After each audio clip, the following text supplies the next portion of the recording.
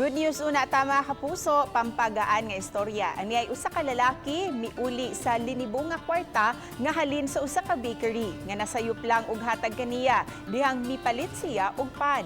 Si Nico Sereno eksklusibong muhatod sa pang #SpreadKindness nato karong adlaw.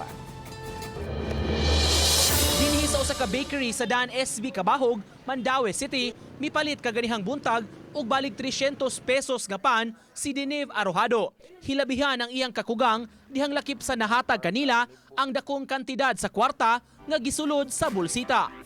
Ngayon, namalit may pan sa kumama. Ay, pan.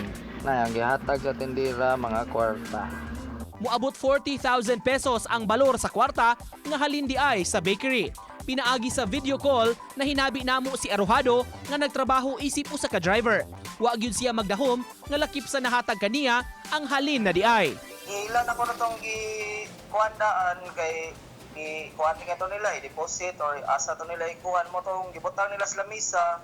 Nga pag donor o kwarta namo sa pagpalit, gapil sa niya agsod ang katong kwarta mo itong napil na lang ba. Ang gihimo ni Arojado pamatuod lang sa hiyas sa pagkamatinud-anon ug pagpaambit og kalipay nga pang-spread kindness ngadto sa isig katawo.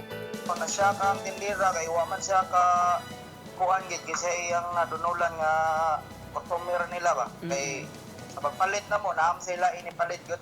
Naluoy sad mi atong tindira sad kay sa puta karon panahon nga lisod ba. Mo to nga mo na lang gigikuan.